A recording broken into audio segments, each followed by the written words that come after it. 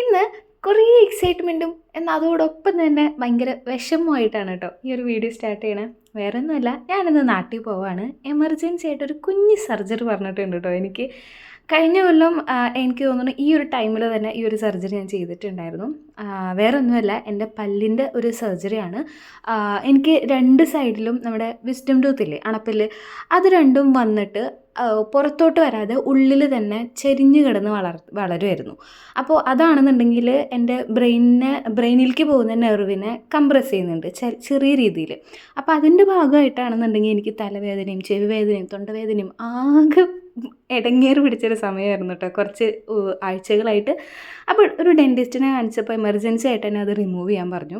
അപ്പോൾ നാട്ടിൽ നിന്ന് ചെയ്യാമെന്ന് വിചാരിച്ചിട്ടാണ്, അതായത് ഒരു സെക്കൻഡ് ഒപ്പീനിയൻ എടുത്തിട്ടാവാം എന്ന് വിചാരിച്ചിട്ടായിരുന്നു ഞാൻ നാട്ടിലേക്ക് എമർജൻസി ആയിട്ട് കയറി പോകുന്നത് കേട്ടോ.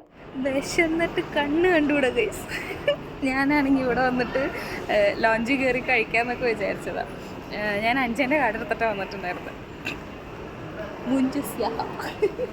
ആ കാർഡ് വർക്ക് ചെയ്യുന്നില്ല ഇപ്പോൾ. നല്ല ഐശ്വര്യം. ഞാനാണെന്നുണ്ടെങ്കിൽ ഈ ലോഞ്ചിൻ്റെ ഗേറ്റിൽ നിൽക്കുമ്പോൾ ഞാൻ വിചാരിച്ചുള്ളൂ ഈ സംഭവം വർക്ക് ചെയ്തില്ലെങ്കിൽ എന്ത് ചെയ്യുമെന്ന്. അതുപോലെ തന്നെയായി. അങ്ങനെ ലോഞ്ച് കിട്ടും എന്നുള്ള പ്രതീക്ഷ അതോടെ ശുഭം. അങ്ങനെ ഞാൻ അവിടെ നിന്ന് നേരെ ഫുഡ് കോർട്ടിൽ വന്നിട്ട് ഒരു സബ്വേ ഒക്കെ ഓർഡർ ചെയ്തു.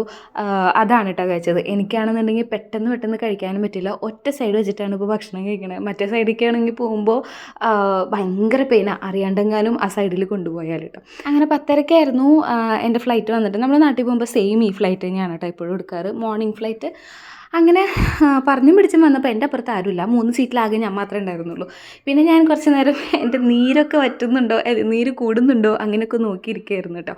അങ്ങനെ ഫ്ലൈറ്റ് എടുത്തതും ഒരു 10-15 മിനിറ്റിനുള്ളിൽ ഞാൻ നല്ല ഉറക്കം സ്റ്റാർട്ട് ചെയ്തേ. പക്ഷേ എന്താണെന്ന് അറിയാൻ പാടില്ല, എന്നത്തെയും പോലെ എനിക്ക് ഫ്ലൈറ്റിലിരുന്ന് കാര്യമായിട്ട് ഉറങ്ങാൻ പറ്റിയില്ല കേട്ടോ.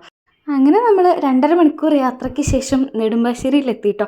ഈ പ്രാവശ്യത്തെ എന്താ പറയുക ഫ്ലൈറ്റ് യാത്ര എനിക്ക് ഭയങ്കര ലോങ് ആയിട്ട് ഫീൽ ചെയ്തേ.